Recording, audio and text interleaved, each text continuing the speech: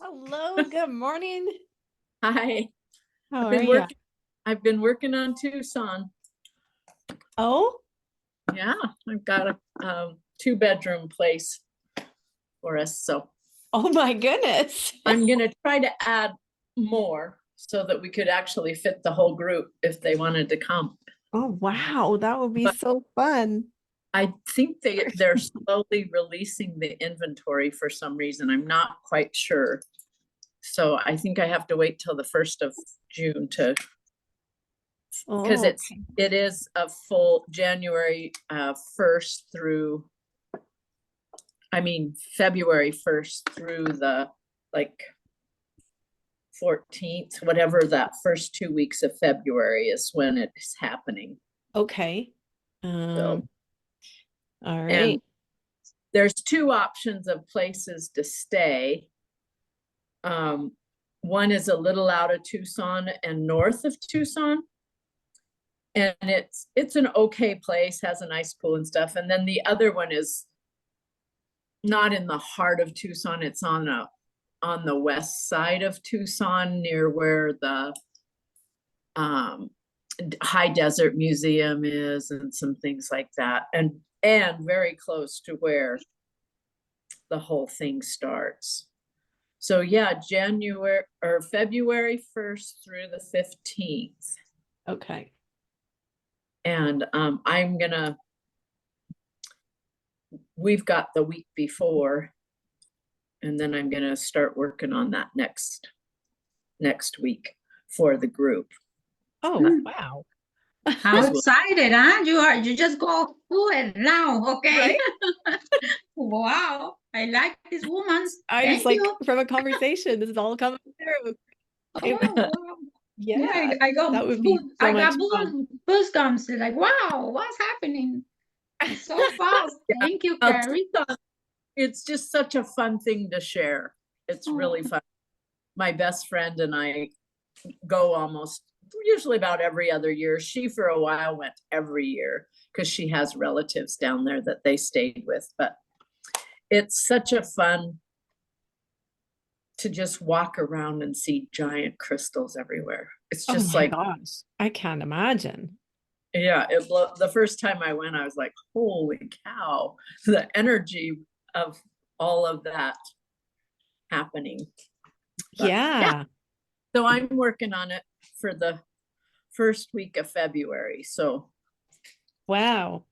And we have to, maybe we could do an excursion to Sedona. How far is it from that? It is well, really far. I, I have timeshare in Sedona too. You do? And yeah, wow. it's all over the world. So the thing is, Sedona, I did a retreat there last October, the end of October for All Saints Day and Dia de los Muertos. And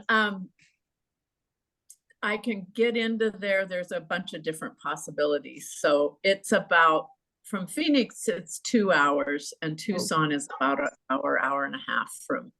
from So Phoenix. it's about 3.5 hours north. Oh, okay. Yeah. That'd And be January, mm, February are kind of chilly there, just so you know. Um, but yeah, and you could certainly go there too, and just to go through it. The thing to, it's probably at 22,000 to 2,500 feet, and Flagstaff is up above it, and right. January, February are wicked there. So Mm, you do a lot of weather right in that area.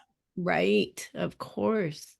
And we usually come in through Vegas Mhm. and then go down to Sedona from Vegas Okay. because it's not as weather driven. If you come straight down from Salt Lake, Flagstaff, more than likely you'll be in a blizzard. Oh, wow. Yeah. The first time, and it's just right there. You get 50 miles out of Flagstaff and you're in the volcanoes and canyons. You get 50 miles south of it and you're in Sedona and even more closer to Phoenix, Yeah. it's but that's the only thing I don't like about the gem show being in February is it's hard to, and we like to drive down there and it's hard to get through the weather between, we'll go down to Salt Lake, spend a night, go down to Vegas, spend a night, and then. So it's almost, as soon as you get into Nevada, it starts to clear a bit, but Mhm. it's so unpredictable. Yeah, it is. And even coming down from Canada, like we've got to go through the mountain ranges too. So Oh, yeah. it's always That's tricky. even worse if you're driving. Mhm. Now, flying into Vegas, if you want to spend some time in Tucson, flying into Vegas is always fairly cheap. Yes. Like I don't get Allegiant up there. Yeah. If you can take Allegiant into Vegas, rent a car, and then head down from there, and you skirt Flagstaff, go in the back door, kind of. Yeah. Yeah. Well, I know that my daughter and her husband, his parents have a place down there in Arizona. Yeah. So and they have driven before, but they get some pretty cheap flights down too. I have to get the map out and really look at. I know Yeah. it's Tucson's, you're just an hour above the Mexican border. yeah, I was gonna say it's very south, right? So Yeah. yeah, definitely. But Oh, good. there's some cool places all around there, Brisbane, and Yeah. it's Wow. fun. That's Okay, exciting. Thanks for checking it. Oh, sorry, forgot to admit. Sean, who is crushing it. Lori.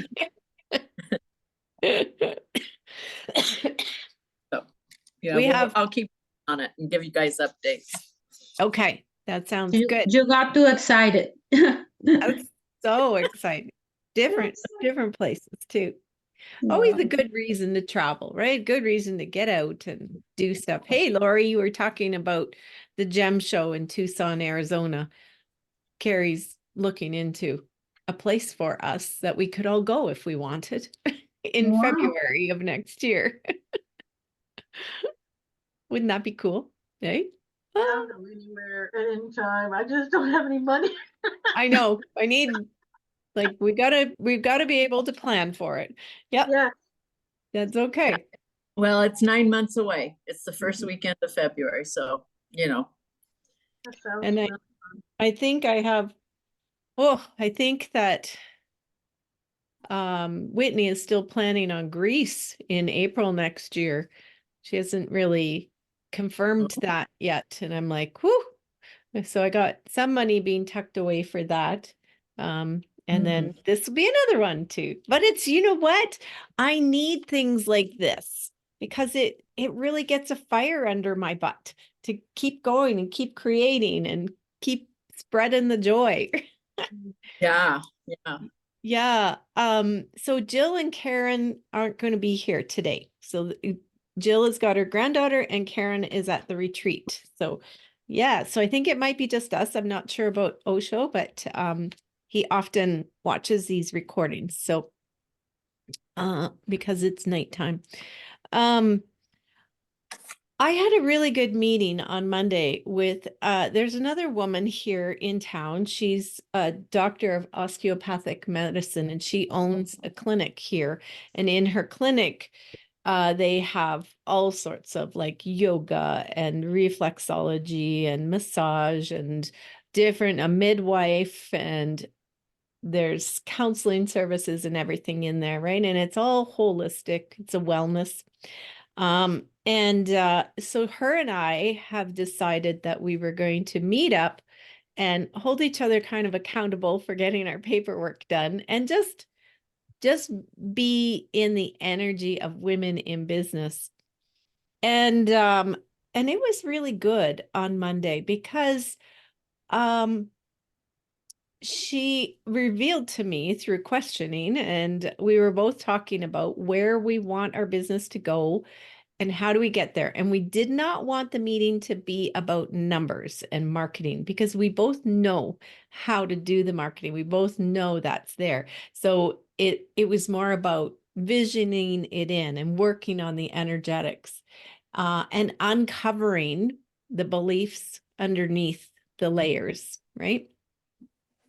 And it's amazing how we know this stuff, but we just keep falling back into old patterns. And so I think part of my message of sharing this with you is to say, have grace for yourself because, you know, there's no shame here. I found that I had fallen back into a fear that came up as we were talking. And I felt that kind of, oh, Janice, shame on you. You know better. You teach about this stuff, right? And I caught that too and went, okay, no shame because we're human beings and don't attach meaning to it, right? But she had said to me, so because I said I want my sanctuary, the app, to be my bread and butter so that I have that consistency. And I think it's amazing. I really am proud of it. I love it. And I want to spread that, but it's kind of come to a bit of a standstill. I'm like, how do I, like, I've got this vision now. How do I keep it going? And then it kind of went back to marketing again. It's like, yeah, but we know the marketing, it's the, you know, the energetics of it. And she said, well, what are you doing in the community here? And I said, nothing right now. She goes, what about your painting workshops? I'm like, yeah, I've been doing them with my groups. And she goes, why aren't you doing them in the community? And she's like, you know, you have space here. And I was really kind of, I had gotten a little bit low energy around that because of results that I had gotten in the last little, like, this is last year. I haven't done anything in a year. And I used to teach meditation at another place in town where there was a previous owner. And we just didn't sync energetically. She seemed to be continually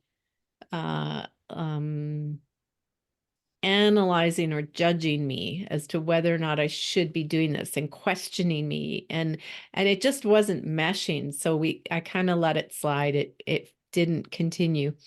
And then she sold her business and I just felt kind of a little sour about going back there, I guess, right? A little bit off.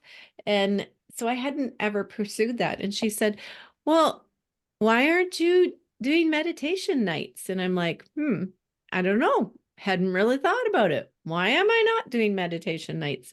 And she said, you can do them at my place. And I'm like, okay. And it got me excited again. And I'm like, why am I not? What?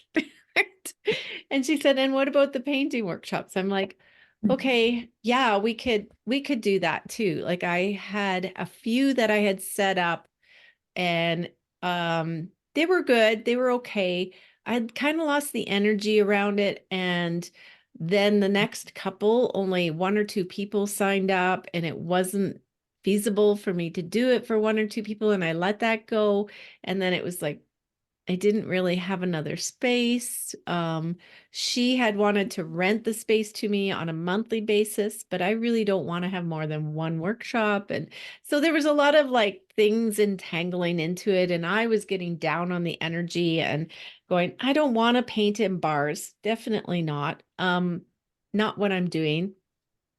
So anyways, just her questioning of like, what are you doing in the community?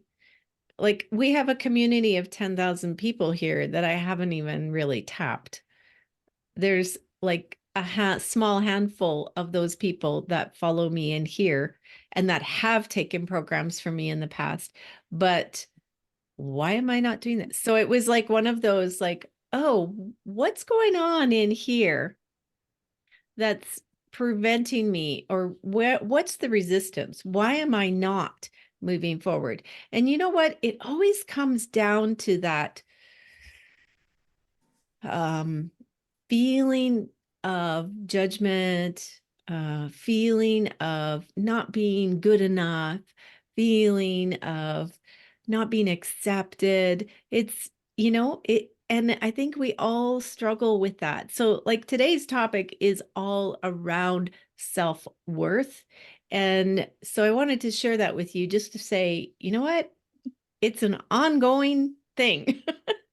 It's an ongoing thing, and it sneaks in the back door when you're get a little lax about it. So being fully attentive to where are you at, and within you, what are you feeling, and where's the resistance? Why was I not already out there in the community? Because we're a very, very strong Christian-based community. There's a lot of people that are very diligent, or yeah. And I have kind of run into that a little bit once in a while. But it's like there's like 50 more compared to that one who do want this. And I have to redirect my attention to those people and stop being intimidated by other people. So there's work to do within me, obviously, right? So when you are, and you guys are working with other people, so I wanted to kind of just quickly go through, what are the beliefs that come up for people, and you too, around being worthy enough, around self-esteem, because self-esteem is actually kind of a byproduct when you're coaching people. And you are coaching people. This is kind of, it's going to come up for you, right? And self-esteem is kind of a byproduct of diminishing self-worth. And we don't really come out and say, oh, I can see you have self-esteem issues or self-worth issues, because what we're doing is we're putting it in the opposite, we're shining the light in the opposite direction and saying, no, it's like, I want to empower you. I want you to remember the light in you. I want you to remember how powerful you are, and that what you have to give is needed out there and worthy of being out there, and not let these little times of when people don't show up get you down, right? It's just because that's making a meaning out of it. Like you said, Lori, right? Make it mean something. And sometimes it's like, oh no, I let those workshops go when no one was signing up, and went, and lost energy around it. I let the fact that nobody signed up deplete the energy within me of bringing this out to other people. So, and then like a year later, I'm noticing it. So it takes time. Sometimes it's like, oh, you notice it right away. Sometimes it's months, sometimes it's not. But there's so many people with the belief that we're not good enough, and they don't remember that what they have to share is beautiful. So one of the things is they don't believe that they deserve better, right? They've got that little inner voice saying, you're just not good enough. Whether they recognize it or not, it's that feeling of not being good enough. Another thing to take note of is they maybe are overcompensating in other areas, like they're taking excessive measures trying to correct or make amends for any errors or weaknesses or problems. Like if you look at it in parenting, right? If one parent believes the other is too strict, they're going to be more lenient, right? So that there is that, belief that you can't make clear boundaries, and they'll overcome. Yeah, go ahead, Lori. I just need to move locations, so I'm gonna sign over here and I'll sign back on my phone. Oh, okay, no problem. No problem. A big thing is, and I notice this a lot for women, is they're doing things for other people. They're constantly giving because it makes them feel better.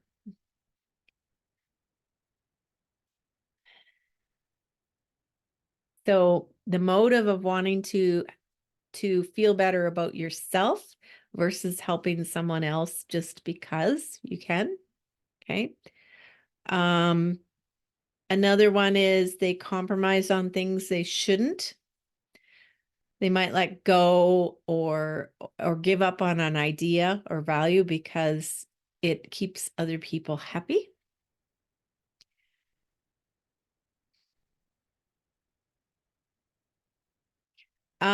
Staying in toxic relationships, right? Whether at work, with friends, in relationships, partners, it can be really damaging to our self-esteem. And just settling, right? And on that,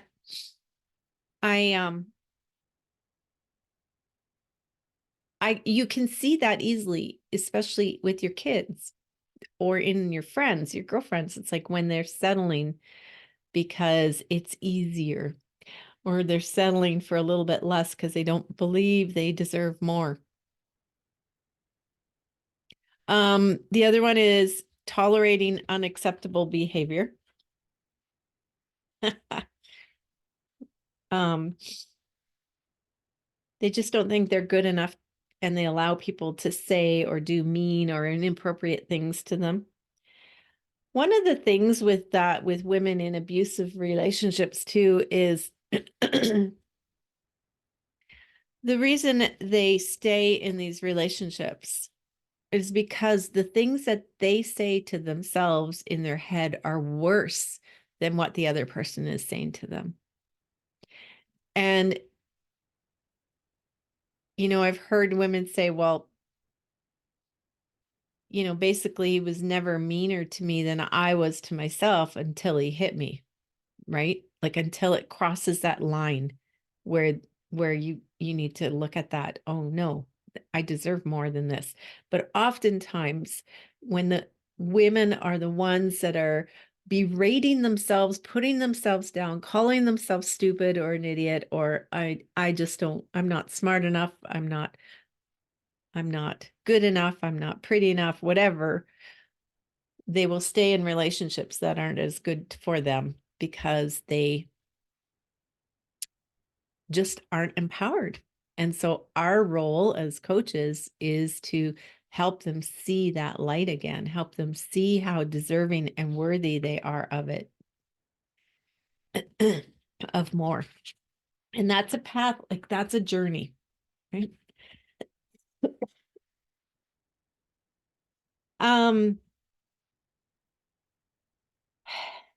They don't set and hold good boundaries. There's a really good book called Boundaries Will Set You Free. I think it's called that. I can't remember the author. Let me just Google it quick. And I remember I was listening to it just to learn more about coaching and people and relationships. And oops, hold on a second here.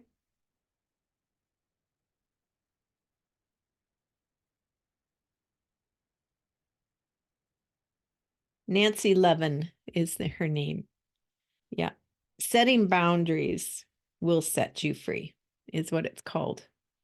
And I was listening to it on audio and or on Audible, working in my backyard. And all of a sudden she started talking about these boundaries and talking about the behaviors of people that don't set good boundaries, that are enabling other people. And I stopped what I was doing because I'm like, oh my gosh, she's talking to me. Like it was just so like, oh my gosh, I had no idea. I had no idea. And I could see myself as a younger woman doing everything she said, enabling. And because that was the pattern I had grown up with in my house. My father enabled my mother. She was an alcoholic with mental health issues, depression and anger. And, she just would swing from being happy to being fully depressed and angry. Anyways, so oh, Lori, oh my God, I forgot she was coming back in.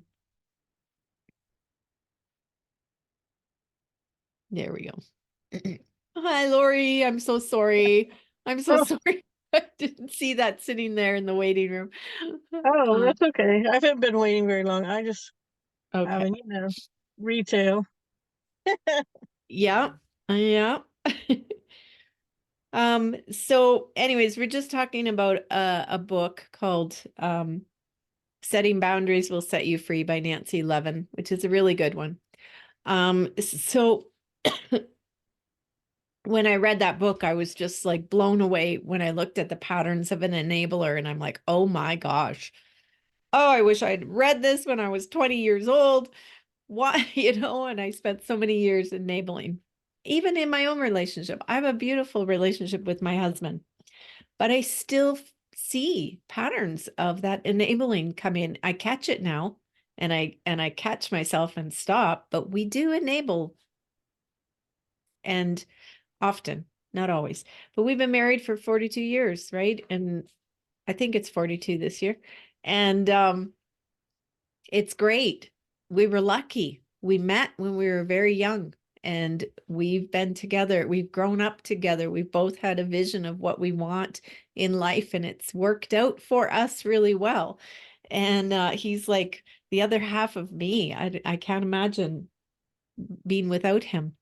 And I can remember my son saying to me once, I want what you and Dad have. And I said, well, you can have it. Like, it's there for you. But what I've seen with both my boys is they settled before because they were getting older, and one is afraid of being alone. Well, they both are afraid of being alone. And the other one wanted a family so badly. So he no longer believed in head over heels love. And he told me that once. I believe that's something that when you're younger, you feel because you're young and your emotions are strong. But as you get older, it doesn't feel like that. And I just said, that's really sad, because I do believe that there is head over heels even when you're older. But when we believe that we actually are worthy of that love, those relationships, the abundant lifestyle, like love comes in so many different ways. It can be in the relationship. It can be just in having abundance in your life, the abundance of, sorry, we have the blossoms coming out here. I think the pollen is getting to me. When you believe that you are worthy enough for having more than just enough in your life, more than just enough money, more than just enough love, more than just enough friends and support.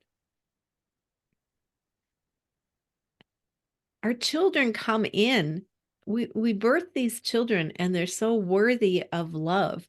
A little baby, right? Worthy of having everything, so much love. Everyone takes care of the baby. Everyone looks, to these little children of the universe. But we also were children of the universe. When did we believe that love and support stopped? When did we start believing that we don't need enough, we don't deserve enough, but it's okay, I don't need it, give it to someone else? When did that come in? Because we wouldn't do that with babies or little kids. Every little child deserves love and support, and to be fully surrounded with this. We're as worthy as we were the day we were born, just because we were born. And remember, like, the chances of you being here is 1 in 400 trillion. Like, it's amazing. You are a miracle just to be here. And think back to all the things that need to happen in order for you to be born. Go back into your ancestry. Even just start with your parents. How did they meet? what were the chances of them being together and actually meeting? And what about your grandparents? Because they had to meet before your parents were born, and your great grandparents and all the people in the past that actually had to come together, had to meet, had to have their paths line up. And then you were born. And the risks of their lives even lasting. Like I've heard of women that have given birth under the kitchen table in World War II while their bombs were coming down. Like that baby, the chances of that baby growing up, right? Like all the chances of you being here, it's a pure miracle that you are here. And so, what is blocking you? When I look at my son, I see what's blocking him. It's his own sense of worthiness. If he could see himself as I do, see him, right? As a mother, seeing your child, if they could just see themselves as you do, like you never settle for anything less than the best for him. So how are we blocking ourselves from receiving more love in your life, in your business? What meaning are you giving it when things don't work out? Oh, I guess it's just not meant for me. I'm not good enough. I'm not one of the ones who can make a living doing this. What are you not seeing as your worth? That you have to work hard, that you have flaws, that no one would like you, that you made mistakes in the past, and this is interfering with you. So all of these things, it's good to keep becoming aware of them, because as I was working on Monday and uncovering it, it's like, oh my gosh, I see where I've been holding back because of fear of rejection, fear of not being good enough or not bringing enough forward. Like, get rid of that shit. Because what you're doing, what you guys are doing, is shining a light out that most people aren't doing. You're shining a light out and bringing these beautiful gifts to the world. You're aware of what you have to give. You're aware of the light within you and your gifts and your talents, and you're bringing that forward. Most people are not. Most people are just going day to day to day to day to a job they hate or they feel like they're handcuffed to. They're not coming from their soul, and you are coming from your soul, and you have this to offer, and this is pure, and this is needed, and this is leading the way for our world to be a better world. So don't let other reactions and other things that go on dampen that. Come back to that inner light, even if it means like getting on a call with me or a girlfriend or one of you and just, I need help remembering today. I need help remembering my power within me, because the world is dampening my light, and it's hard, and it is hard. Doesn't have to be, I guess. I shouldn't say those words, right? It can be difficult. It can be not easy at times. Let me rephrase that. It can be not easy at times, because I want to put the word easy out. We're power in words, right? And we all have a whole lot of things going on besides all of the cosmic solar flares and everything else that's messing with our energy.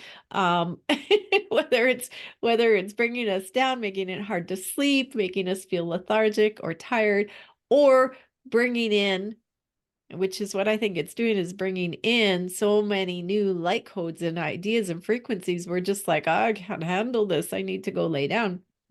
Or hormones, or didn't eat the right food yesterday, feeling down, haven't gone for a walk in a long, like all of this stuff, it's all layered in there. And what we do is we make it feel like we're not worthy. Like that. And so, yeah, Lori? No, I'm just nothing. Nothing? Nothing. I'm just agreeing with you. Okay. Yeah, it's just so this is why we need each other. This is why women need to circle up. And another thing that we talked about on Monday in this business meeting was like these underlying currents. So it came up as like, I know these men in business in town here that have these different businesses and they're making like $1 million or more a year. And it's no big deal. It's like, whatever. But why is it so difficult for women to do this? For women to be making equal pay or better, for women to be bringing in the money? Why do we keep bringing this into our worth? Guys don't do that, right? They just, well, it's money. Here's the price. Has nothing to do with me. And yet we get entangled with our sense of our sense of worthiness in our business because we have heart, right? Because what we're doing is bringing forth what we feel is from our heart. And we need to untangle that and go, it is worth bringing forward. And the money can flow in. But it has nothing to do with each other. The worthiness and the amount of money you receive, they're not connected. We want women to be making money and having businesses that are thriving and successful. And when we finally unlock the codes to that, things are going to move forward for us. It really doesn't have to do with marketing. It has to do with the energetics of where we are at within ourselves. Glass ceilings, right? So ask for what you want. What do you want? We often don't believe that we're worthy enough to ask for what we want. And we need to get clear on that.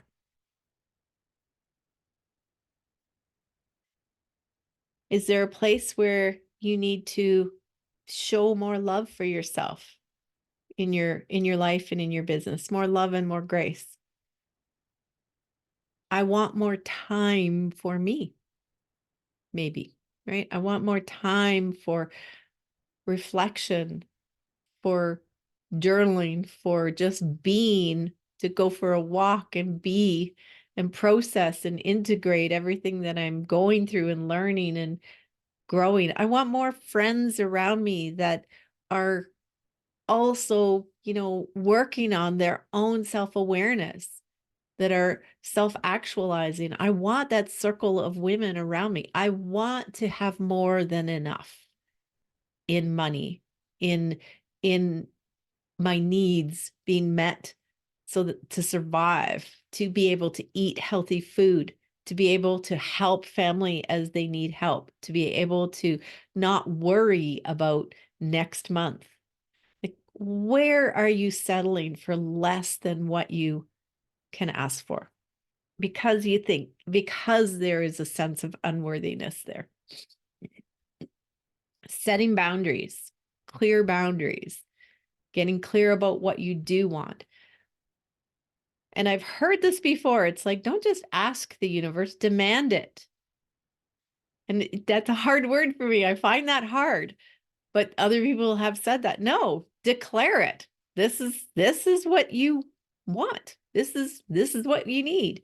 It's like, I'm here. Think of it as like you volunteered to come down here and be a light worker. Okay. Okay.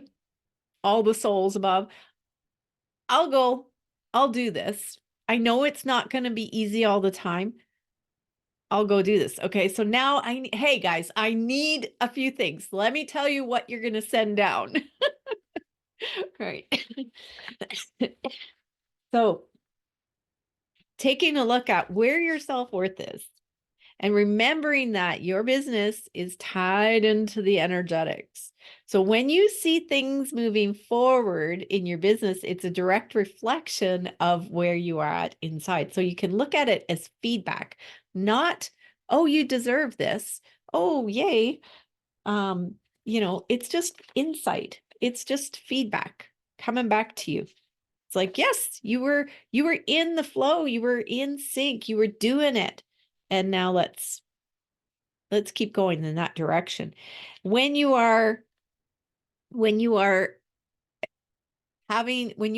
in moments of flow, and I used to do this when I was walking my dogs, because I had decided to go part-time in teaching so that I could write my book and do more on my business.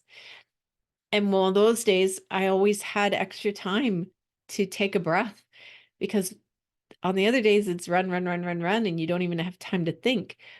But on the days that I would take my dogs for a walk through the bush and I'd watch them running around, it'd be like, oh, yes, more of this, please. More. And milk it, feel into it in the moments, the powerful moments, when you're even just with your grandkids or yeah, grandkids, kids, wherever you're at, everyone in this group, or friends, and you're out for dinner, you're having a great dinner, or you're making popcorn, cuddling up on the couch, having a movie night. It's like, milk it.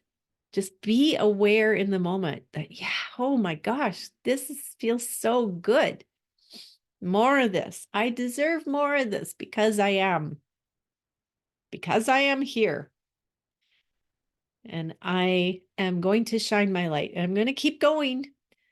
And I demand support with this. Okay. Creating from your higher dimensional self, who is infinite and limitless in your business. So stepping out of that human self that is saying, you're not worthy enough, you're not good enough, you're not smart enough, you're not pretty enough, you don't have a good enough voice, you don't have enough talent, that person over there has more than you. Getting out of that human self and back into that quantum being, that infinite being, the one connected, direct line to source. Then source is shining down on you and saying, yes, please go do this, go shine the light in the world.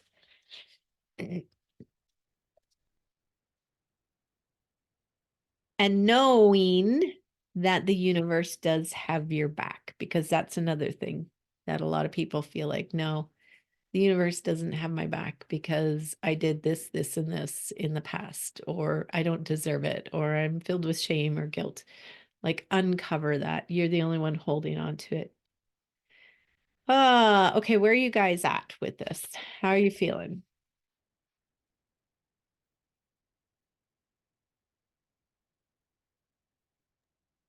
Well, just in you talking, I was like, okay, how can I, talking about offering out to the community.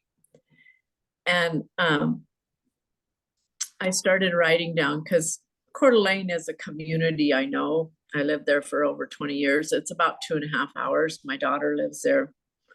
But I had a tea house there. And I had bought it from a previous owner. There's a whole history there. But Coeur d'Alene's been overrun with Christian Reich, is what I call them. They're the fundamentalist Christians who want to slit your throat.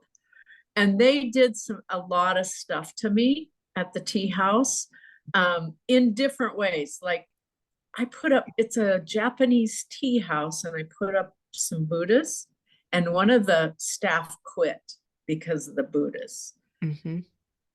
He was 16 years old, and then I had a psychic come, and we did a tea party, kind of a cathedral reading, and she's fairly well known in the community. and I got threatening emails. You're gonna regret having this woman. She's of the devil, that kind of stuff. Yeah. I saw the look in your eyes, Lori. You're like, what? And when I put Coeur d'Alene down as a possibility of places to expand, all this stuff just bubbled up from that experience. I had been in that community for over 20 years. I worked as a nurse. I went to my son's school and did all kinds of activities. I had one of my close friends and I started a drum group. We had anywhere from 12 to 30 people at any of our drum circles. So I thought when I went in there and did this tea house, how much could it have changed in 15 years? Well, it had. And it stopped me. It really did. It really, and I think that actual experience was huge for me. Yeah. And No, keep going. Sorry. so yeah, I'm ready for input. Yeah. Well, and how could that have happened for you? So looking back at how many women have been silenced through intimidation and pressure, and worse in the past, especially, when you go right back, is it the 1700s, right? When the witch burnings were going on. It's like they can no longer silence us anymore. It's no more, enough of that. I have total respect for Christianity, for churches that are loving and creating spaces without the dogma. I love that. But when you start to threaten other people because of what their beliefs are, then it's wrong.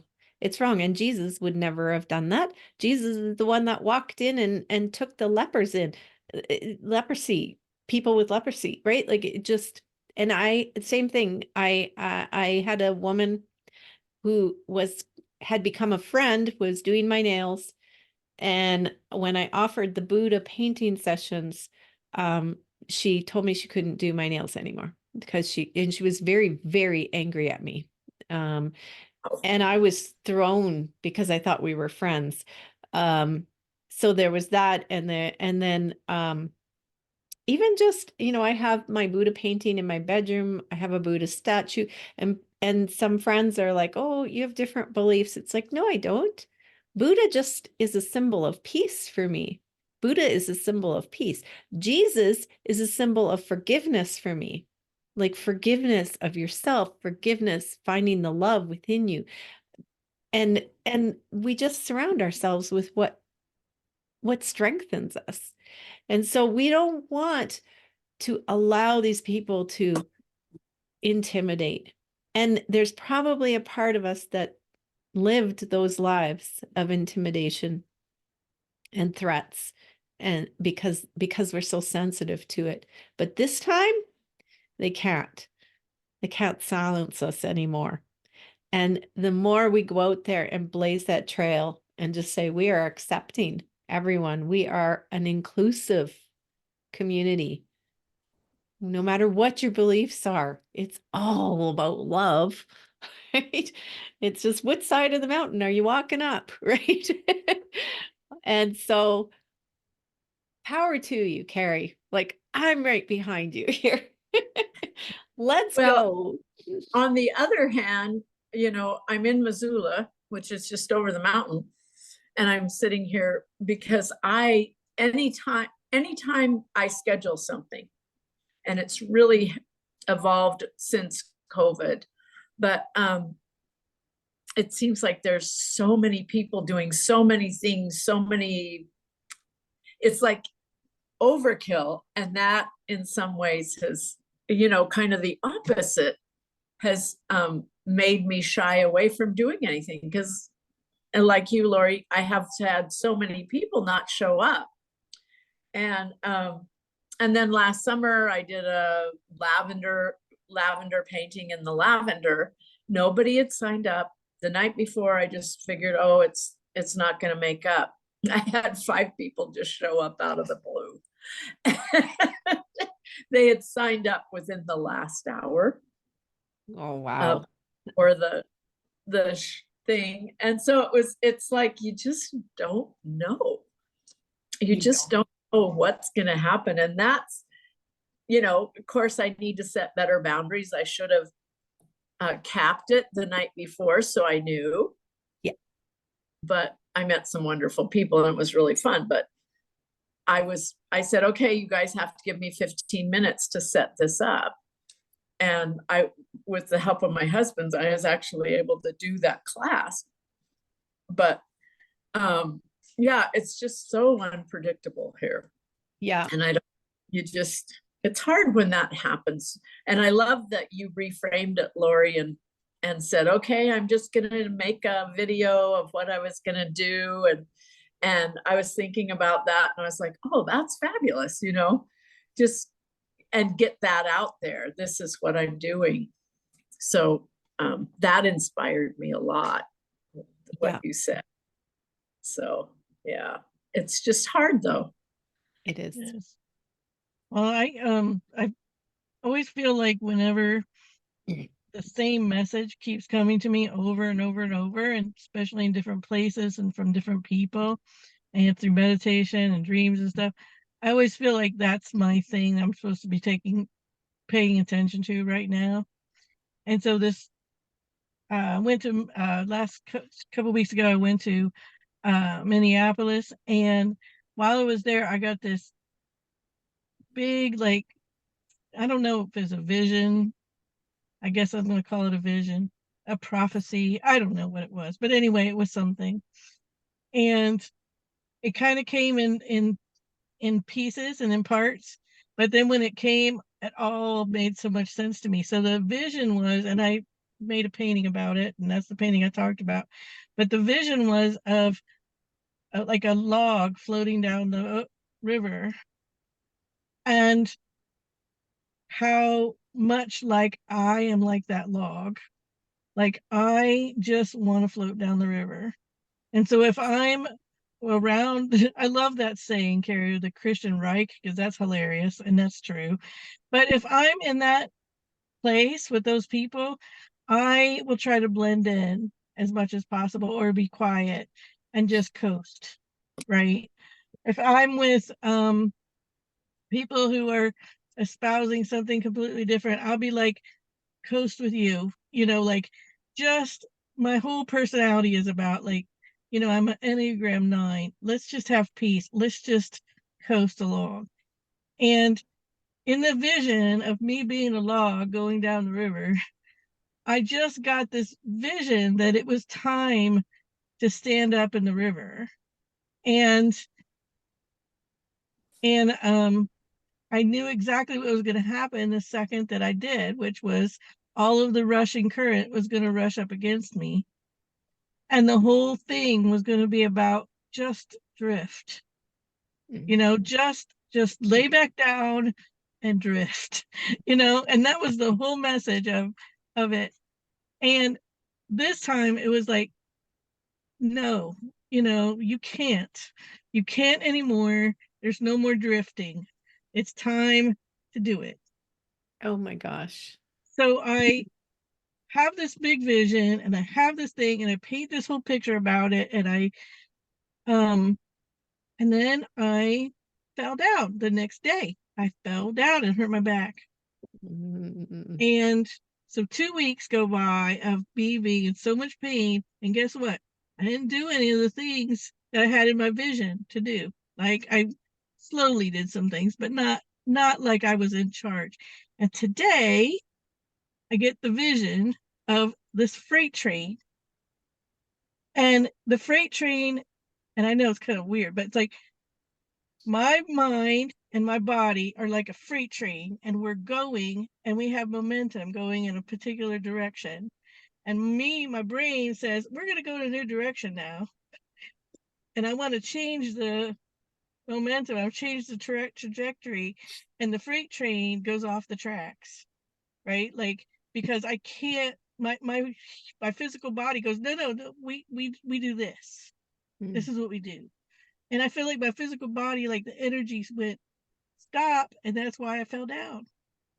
And that's why I hurt myself, was because my body was going, no, we're going in this direction. I'm going to stop you. And so the vision is, you have to do it slowly. Like if you are going to turn a freight train, you have to turn it in, you have to like plan and do it incrementally. Yeah. You can't do anything like suddenly. Yeah. And that's been my thing all morning. Freight train. And now here you go with the current. You're riding with the current. And so I'm thinking that this is like a whole thing that's coming to me right now, Mm-hmm. which I don't know if I have any other words for it. But just like the change is going to happen, it's going to happen, it will happen, but I have to be willing to do it slowly. I think too, with honor for yourself and what works for you, because we are not in a race here. We don't have to rush because we have a whole lot of us doing it, right? We get to do it in our own pace. What's coming to me too is there are these, like, we're on the top of the ocean floating. There are these undercurrents down here that have been in place for hundreds of years, that have Right. been created by humans that thought they knew the best for everyone.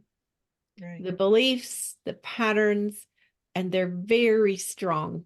And these currents no longer need these groups of people to keep them alive. They're there now. Mm-hmm. And we are now as a collective having to change the currents slowly, right? Mm-hmm. There were these currents of saying women can't make money. Gay people don't have a voice. Mm-hmm. Colored people aren't worthy of what everyone else has. Like there are these currents, and we are now changing that, and it's going to take time. It is going to take time. But the more of us, it's funny.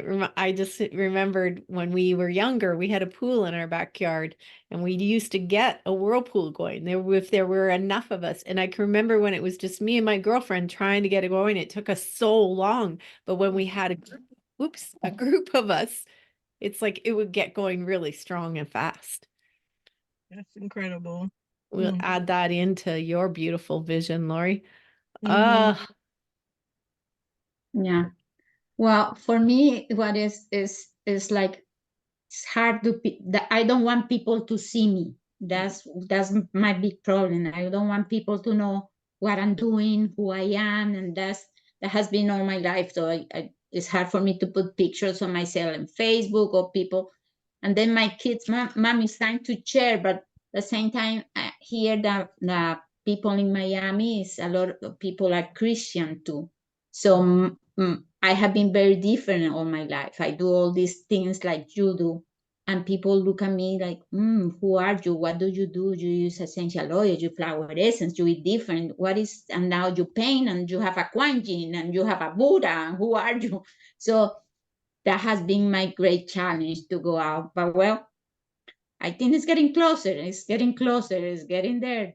I'm thinking little things to show up, but that's my step. That's the harder thing to have been thinking about taking some pictures and putting in Facebook and start showing up for myself. But that's the hard thing, because my family too, they think different. Now there is my husband comes from a missionary family.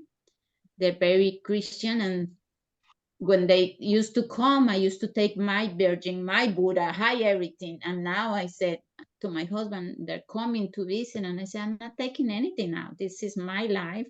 This is my house. And this is me. And he says, good for you. Don't take anything, because there was this always of fear that they will know who I am, that they know and think different. So Yes.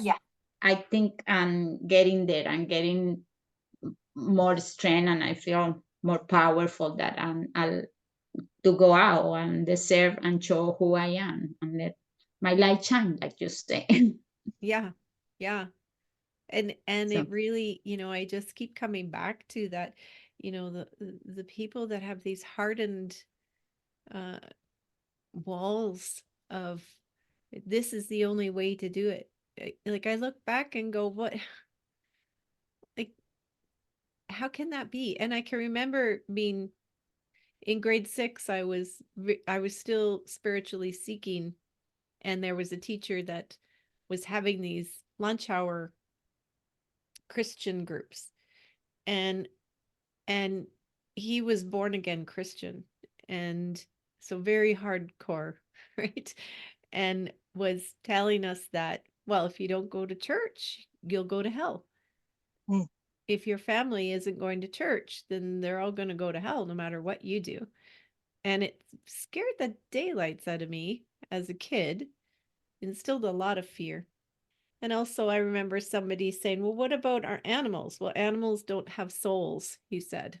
And I think that's what turned me away from the church, was everything that he was saying. And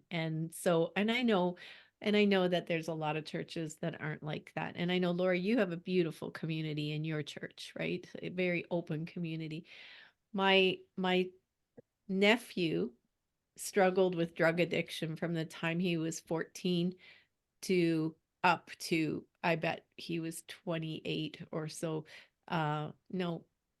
No, into his 30s, because now he's turning 40 this year. But he went through some help. He went to a camp. It was a Christian-based camp. It helped him, and he had visions of Jesus, and that's what turned him around, and that's beautiful, and I love it. But he got very, very strict with, this is what you need to do, and he influenced my sister, because she was just so happy that he was happy again and healthy. So she would listen to him, and she used to kind of have a lot of conversations with me about energy and everything. And all of a sudden she became more, oh, I can't do that. That's not right. Like, she won't talk to me about astrology anymore because that's evil, things. And I'm like, we've had lots of conversations, and I just said, I have no problem with Christianity. It's the instilling of fears that you can't do this, you can't do that. Like, who are they to tell you what you can and can't do? You are a sovereign being, find the answers within you. Well, we're not supposed to meditate unless you meditate with Jesus or God. Like, oh, and she says, well, it's to keep you safe, right? And I'm like, safe from what? that's a fear. Yeah, That's fear. it's right. It's right. And so it's like, and now my dad and his girlfriend pulled into the same thing. It's like, I hear you, Anna. It's hard, right? It is. And there would have been a time when I might have taken my Buddha painting down too and hidden it, but not anymore, right? No, Not anymore. no. I have Buddha statues, I have First Nation artifacts and everything out I in have the all open. my power animals. I say, Yes. oh, this is my power rooms, power animals everywhere. So whatever. Yes. But So anytime you feel yourself pull back, we're going to remember this group. We're going to remember each other, that we are here circling up together. And we also know that it is hard for all of us to continue to walk. We need each other to keep reviving, to keep remembering and believing in ourselves and what we're bringing forth. So yeah, beautiful. thank you. Thank you. Mhm.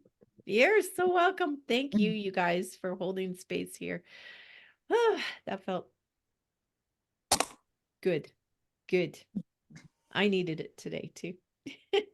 All right. So, Lori, go create more workshops or whatever it is that you're creating. Go for it. And Carrie, yes, you too. So, are you going to actually do something in Missoula? I was gonna say Well- too on that note of like, but we all have our own way of bringing it forward, and you would have Yeah. people. I went to a singing bowl session with, it was a public one. And I used to juggle, and Right. my daughter had a circus school, and I've got all this circus equipment. Well, it turned out the place she was doing it teaches, high wire, not high wire, but these hoops that, you see in circuses and Cirque du Soleil, where you're doing tricks and hanging from them from your teeth, or, and this woman teaches that. And I said, oh, I have a box, big boxes, like big boxes of silks. Do you guys know what those are? Acrobatic silks from my daughter's circus school. I don't have any use for them. And so I said to the lady, you want them? Now I can't find them. Put them away when we left, and now I can't find them. So today my goal and so on Wednesday nights they have this open juggling, but it's a perfect place to do painting. And so I was like, oh God, I should talk to them about that. And my friend that does the singing bowls, I've been wanting to do a painting session with singing bowls. Do a singing bowl session and then paint, and so I'm going tonight and checking out what they're going to be doing, and talk to the gal again, and hopefully I find the silk, so I have, kind of an offering. Hey, how about letting me do painting classes if I give you these $1,000 worth of silks, some That's so awesome. Oh, yeah, perfect. I love That- it. coming through. We'll Yeah. see what I want to do. A full moon. I do a full moon where you journal and then you paint the full moon, and it's the flower full moon, so it's a really cool one to do. And Oh, yeah. so I'm gonna take my little paintings, go talk to Raven, and hopefully bring her some silks. And I have a sear wheel that my daughter used, and I think part of it is giving all that stuff up, even though there's nothing I can do with it. It's hard to, those momentums of my daughter. Yeah. Yeah.